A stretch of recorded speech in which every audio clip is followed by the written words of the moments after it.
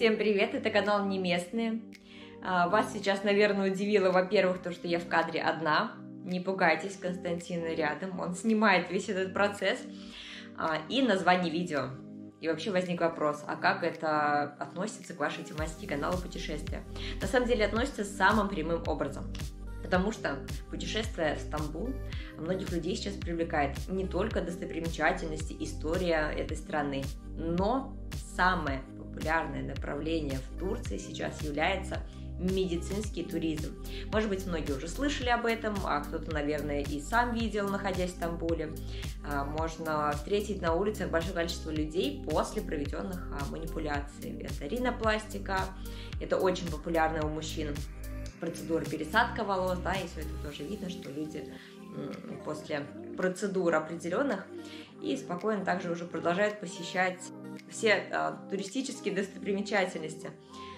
И мы решили также не обходить эту тему стороной и на своем примере провели такой эксперимент, решили показать и рассказать вам, как устроено одно из направлений медицинских в Турции, и провели мне такую процедуру, как увеличение губ.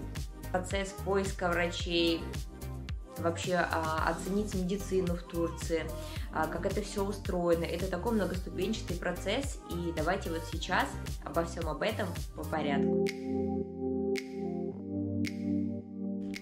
Первое, с чего мы начали, это оценивали врачей по их работам, пытались найти клиники и посмотреть, какие работы они делают.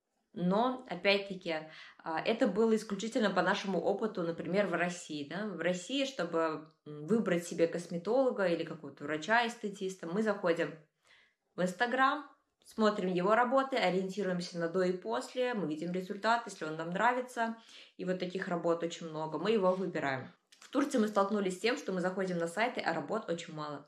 Вот именно до-после. Их нет практически. Есть работы после, но их очень мало, и они такие вот все какие-то однотипные. И вот это удивило. И поэтому первые 2 недели поисков моих вообще зашли в тупик. Я подумала, что нет, наверное, я здесь вообще делать не хочу, почему здесь нет работ. Очень сложно выбрать, вообще непонятно, на кого ты нарвешься. Но, походив однажды и посмотрев по сторонам, мы увидели, что огромное количество частных клиник расположены в соседних домах. И часто эти клиники не носят название там, эстетик клиник или еще что-то клиник. Чаще всего на фасаде здания мы видим имя врача. Доктор такой-то, такой-то. И мы поняли, что на самом деле здесь большое количество именно частных клиник, частных врачей. И смотря несколько клиник, смотря врачей, мы все-таки остановились на одной клинике. Это не реклама. Ни в коем случае это не реклама клиники, это не реклама врача. Это, еще раз повторюсь, наш личный опыт. И цель этого видео не прорекламировать ту или иную клинику, а рассказать о своем опыте, поделиться, чтобы это видео помогло тем девушкам, парням, которые ищут ответы на свои вопросы по увеличению губ в Турции, да, в частности, и так же, как и я, не могут найти. То есть цель у этого видео только одна, ни в коем случае не реклама. Выбрав клинику, начинается наш второй этап. Но перед этим давайте посмотрим, как начался наш день, потому что я начала снимать уже с самого утра, чтобы потом посмотреть до и после. Снимала утром, снимала в клинике, снимала даже часть процесса. Давайте посмотрим. Всем салют! Это специальный выпуск из Стамбула. Мы показали вам очень много достопримечательностей, интересных мест. А еще хотим показать вам то, ради чего очень многие летят вообще в Турцию, не только в Стамбул, а именно медицина. Турецкая медицина. Есть даже такое направление – туризм медицинский. Так вот, сегодня мы отправимся с вами в клинику для того, чтобы провести мне одну процедуру. Какую? Узнаете далее. Вот, если все, конечно, получится, если мне понравится врач, если мы поймем, что я хочу и может ли он это сделать. Вот, так что будет интересно. Посмотрите на меня вот такую. Сидим в клинике. Посмотрим, что вам скажет доктор.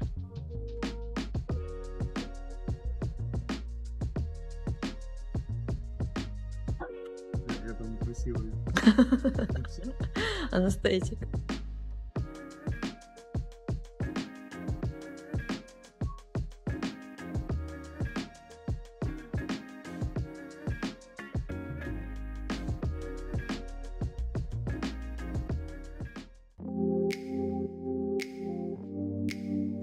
поняли, второй этап прошел очень быстро. То есть это консультация, и сразу после консультации врач принял решение, что никаких противопоказаний у меня нет, и процедуру мы можем провести прямо сейчас. Таким образом, мне провели увеличение губ препаратом Юведерм. Это не рекомендация, это не советы, это, опять-таки, говорю, мой опыт, это то, что подошло мне. И еще хотела бы сказать, почему я выбрала именно этого врача, да, и как я его выбрала, потому что я сказала, что их очень много, и работы у них нет. Да, действительно, у врача, которого выбрали мы, у него очень популярный Инстаграм. У него больше 200 тысяч подписчиков, синяя галочка, но даже несмотря на это, работ до-после у него практически нет. То есть там его статьи, его рекомендации, какая-то полезная информация, оно не работает. И я так понимаю, что это везде и повсеместно. То есть у них выбор врачей, видимо, происходит по-другому. Не по работам, а по имени, так скажем. И врач, который делал мне все это, имеет образование медицинское. Он закончил университет в Турции медицинский. Далее проходил повышение квалификации в Америке, в Европе, в каких-то странах. Сейчас точно не могу сказать, не буду врать. Это для меня стало решающим именно повышение квалификации регулярное у врача. Это говорит о том, что он знает техники все современные, новые, и, соответственно, все вот эти вот тенденции. Потому что в Турции сейчас популярна такая техника, как Russian lips, то есть русские губы. Да-да, я знаю, что где-то есть, по-моему, в Америке популярны ресницы, русские ресницы, а в Турции это русские губы. Это как раз-таки такие губы, которые не выпирают вперед, это не большой рот, это губы, верхняя губа, которая чуть-чуть наверх, и вот как бы вот такой легкое увеличение и контур. И действительно смотрятся они максимально натурально, потому что мой запрос был максимально естественные натуральные губы. Без вот этих вот утиных губ, которые выпирают вперед. Это прям, вообще у меня страх был, что у меня могут быть такие. Но, слава богу, нет, мне кажется, сейчас никто даже не поймет, что было увеличение какое-то, потому что даже я сейчас чувствую их очень натуральными. Так вот, после второго этапа, после того, как мне сделали увеличение губ, начался третий этап, и это реабилитация. Вот тут я фиксировала все. Каждый день я записывала на видео, делала фото своих губ, как они менялись, свои ощущения, какой-то дискомфорт, если он был. И вот здесь уже интересно, давайте посмотрим, как это все происходило и какие у меня были страхи, волнения или, наоборот, радостные моменты.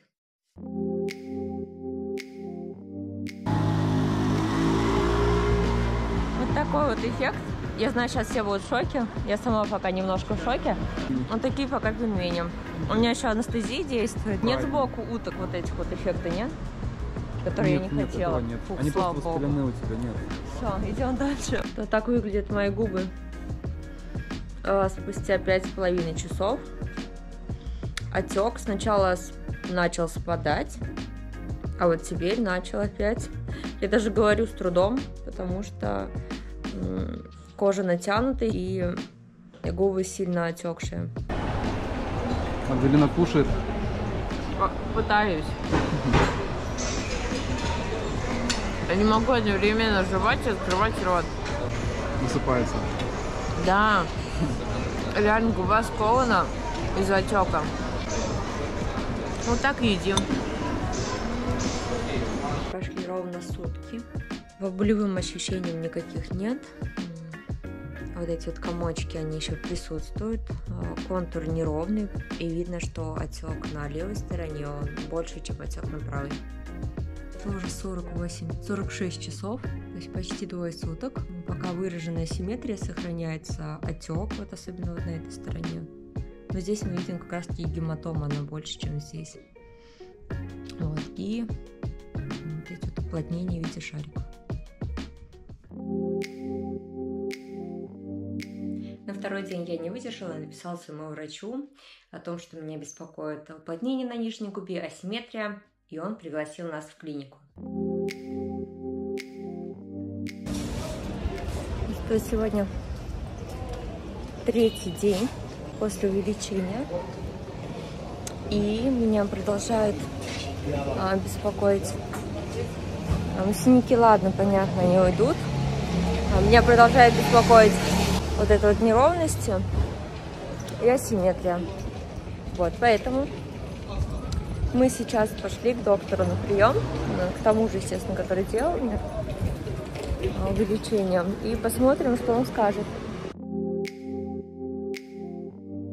На приеме врач осмотрел мои губы, помассировал нижнюю губу, тем самым уплотнение, которое было, оно стало гораздо меньше, стало мягче. Врач показал, как мне самостоятельно делать массаж легкий. Также успокоил, сказав, что восстановление идет предсказуемо, хорошо, и назначил дату следующего приема, где как раз-таки, возможно, мы будем делать коррекцию, а именно вот корректировать асимметрию.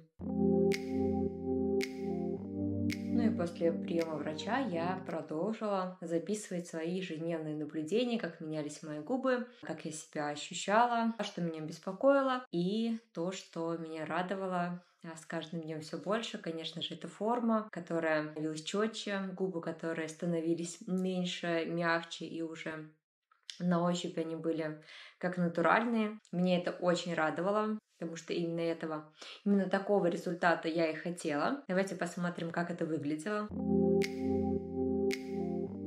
Сегодня 6-й день после увеличения губ. В целом, отек уже спал. Единственное, что на данный момент меня беспокоит, это уплотнение в виде шариков, да, они небольшие, в виде гранул, они еще есть. После массажа они становятся будто меньше, либо я их меньше ощущаю во всяком случае. Ну и, конечно, асимметрия. Выраженная асимметрия, то, что это губа побольше, это поменьше. Это то, что меня сейчас беспокоит вот наравне с уплотнением. А так, боли нет, отека нет. Да, я ощущаю верхнюю губу, то есть у меня нет такого, что я прям ничего не чувствую, что я сделала какую-то процедуру. Конечно, я ощущаю, но это связано с тем, что она была у меня очень маленькой, и сейчас она занимает довольно такую большую площадь. Посмотрим, что будет завтра, но в целом отек вот, его уже нет.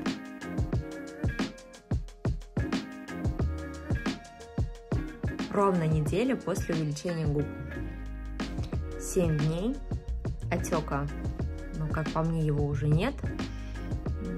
Я мазала крем. До сих пор, да, мажу крем, который заживляющий, убирающий отек. До среды, до приема у врача, я думаю, буду еще мазать. Синяков уже нет, тут какие-то прям остаточные. Нижняя губа, если ее прям вот щупать, то она ощущается как своя. То есть никаких нет таких вот ощущений инородного чего-то. Верхняя, конечно же, да. К верхней мне еще, я думаю, привыкать и привыкать, потому что она была очень маленькая, теперь большая. Ну а в целом никаких болезненных ощущений уже нет. Вид мне нравится. Мне нравится верхняя губа, что она не выпирает. На приеме будем решать вопрос коррекции асимметрии. И я довольна. 8 дней, и мои губы стали уже естественные, очень мягкие. Никакого дискомфорта, только радость от их вида, от того, что твердость геля она прошла. Ну и форма. Ну, понятно, что симметрию будем еще корректировать, но в целом форма мне нравится. Не большие, не вытянутые, не выпирающие, а аккуратные, естественные губы. На 10-й день мы, как и договаривались ранее с врачом, пришли в клинику для контрольного осмотра и принятия решения по коррекции асимметрии. Ровно 10 дней после увеличения губ. Я уже забываю даже снимать ежедневные видео. Сейчас пойдем на консультацию к врачу, на осмотр. Решать будем вопрос вот с этими шишечками направо, с асимметрией. Сейчас будет контрольный осмотр доктора и коррекция. В губах губы стали мягкие, то есть уже нет этого плотного геля. К верхней губе я уже привыкаю к ее наличию. Беспокоят только шарики и симметрия. Так что посмотрим, что сейчас скажет доктор.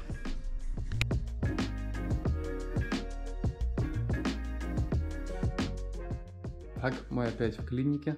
В клинике Ufuk Alatekin. И сейчас мы видим одну такую интересную девушку здесь. Посмотрите на нее. Что, снова опять? Мне мало было. Я решила еще больше. Еще больше.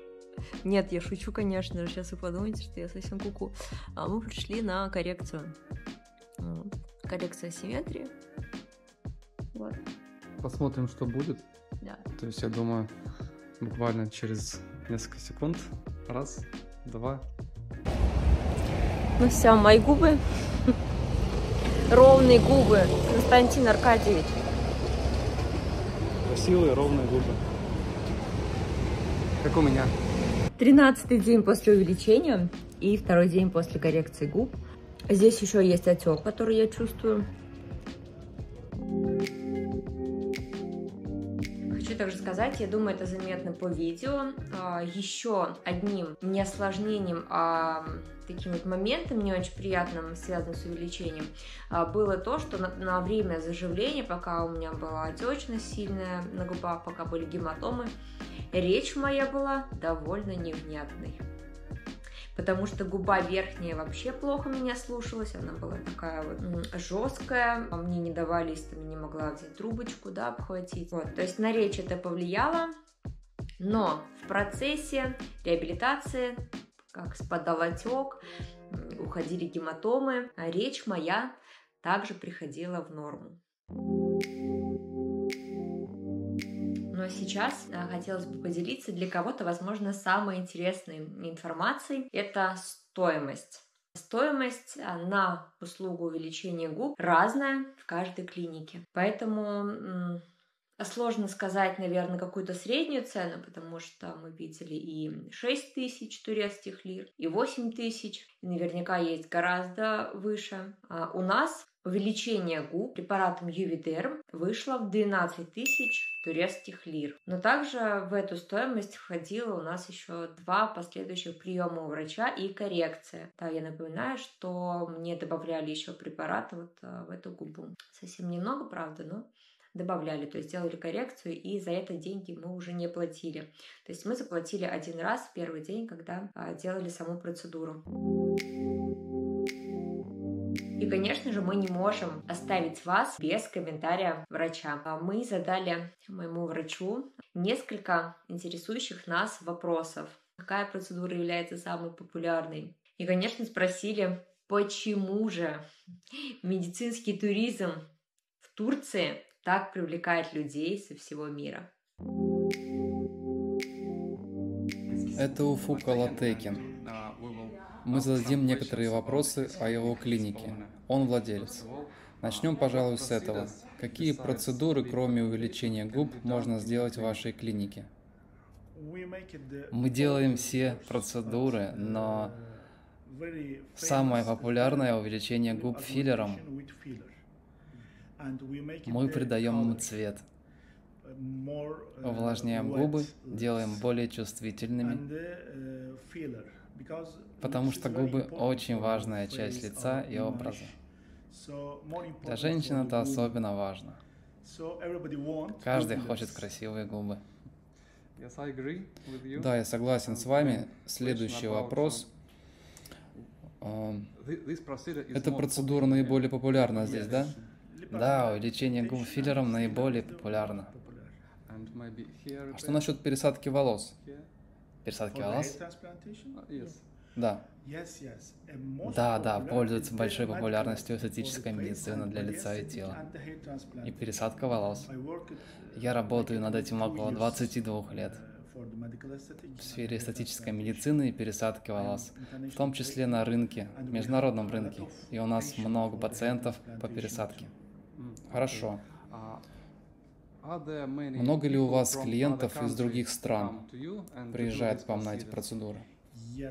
Да, люди из многих стран приезжают сюда, потому что Стамбул очень хорошо для этого подходит. Это самый красивый город в мире. Все хотят увидеть Стамбул, историческую ценность. Люди приезжают и на шопинг, и на медицинский туризм, в котором мы профессионалы. У нас много пациентов из различных стран. А мы из России. Есть ли у вас клиенты из России? Да, есть. Много пациентов. Обычно для россиян мы все делаем Russian Lips. Да, эта форма очень популярна сейчас. Во всем мире, я думаю.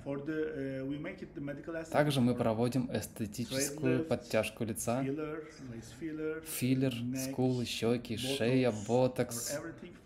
Все для русских женщин. И в последние 2-3 года и для русских мужчин стала доступна пересадка волос. У нас много хороших результатов в трансплантации волос. Прекрасно. А каково ваше мнение? Почему медицинский туризм стал популярен именно в Турции? Много людей летят сюда со всего мира специально за медицинскими процедурами. Почему? Потому что Стамбул, да и вся Турция очень красивая страна. Прекрасное место. И наша страна имеет тысячелетнюю историю. Многие хотят увидеть ее. И экономически это очень дешево для других стран, да. И хороший результат. Например, европейские и американские доктора делают пересадку волос за 1 месяц 2 или 3 пациентам, а мы делаем это каждый день. От 3 до 10 пациентов каждый день.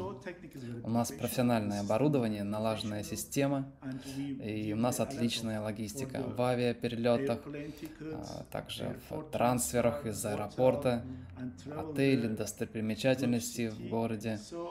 И многие хотят совместить выходные с уходом за своим телом. Поэтому это очень популярно сейчас. Мы очень рады, что приехали в Стамбул, встретили вас и оказались в вашей клинике. Это очень здорово. И Аделина здесь сделала некоторые процедуры, мне нравится. Большое спасибо и хорошего дня. Добро пожаловать, рад был видеть вас, спасибо.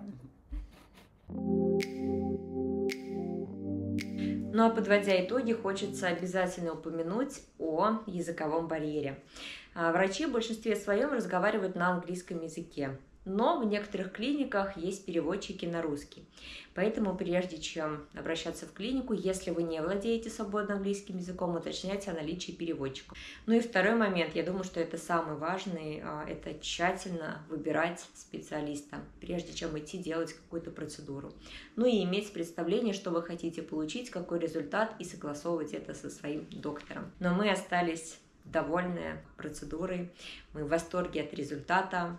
Ну, еще и дополнительно несколько дней провели в Стамбуле. Пишите в комментариях свой опыт. Неважно, делали вы что-то в Стамбуле, в Турции или в других городах и странах. Поделитесь своим опытом, напишите об этом. Я уверена, что это будет полезно очень многим, потому что я сама также искала и не находила информацию. Именно поэтому мы выпускаем этот ролик на нашем канале. Ставьте лайки, подписывайтесь на наш канал. Мы показываем путешествия с разных сторон.